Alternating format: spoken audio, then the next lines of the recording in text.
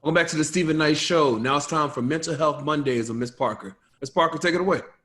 Happy Monday, everyone, and happy Mental Health Monday. Today, I just want to let you guys know, encourage you to keep doing what you're doing to make sure that you are healthy for yourselves and your family.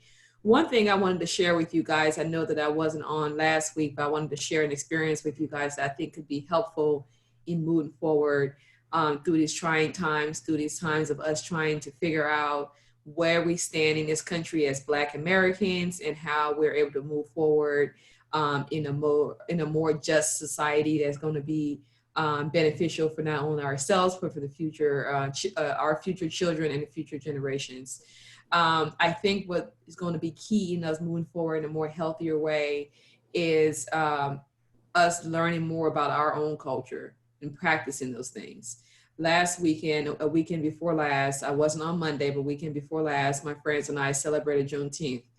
I was pleasantly surprised to see that many Black Americans had embraced the holiday and was also celebrating and recognizing and acknowledging the holiday. In previous years, I have been aware of Juneteenth, have posted about it, and try to share as much knowledge about it as possible, but it didn't really catch on until this year. My friends and I last year decided to start having our Juneteenth parties instead of having 4th of July parties because slaves were not free until 85 years after Independence Day, the Independence Day that Americans, white Americans celebrate, which is the 4th of July, which is their independence, was almost 100 years before we even gained our independence and another 100 years before segregation and everything else started. So 4th of July is not our holiday, it's not our Independence Day. It actually has nothing to do with us. We were still slaves for almost 100 years after Independence Day were declared in America. So I think the more you are able to celebrate your own holidays, embrace your own culture, it empowers you. It gives you a sense of self, a sense of being.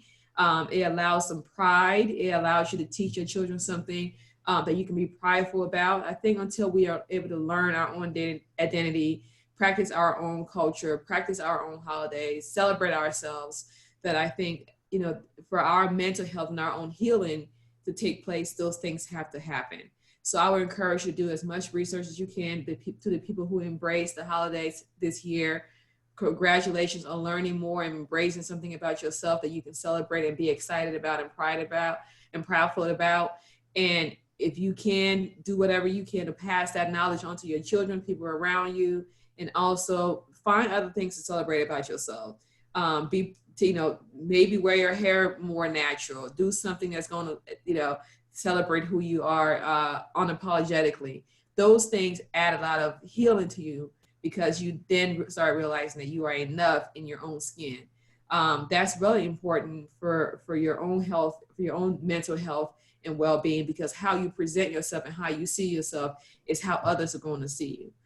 So that's an important step to take. And so I congratulate everybody who took part in the holiday, and anybody who is looking forward to celebrating in the future.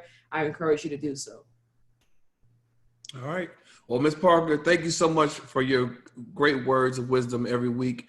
And we'll be right back after this.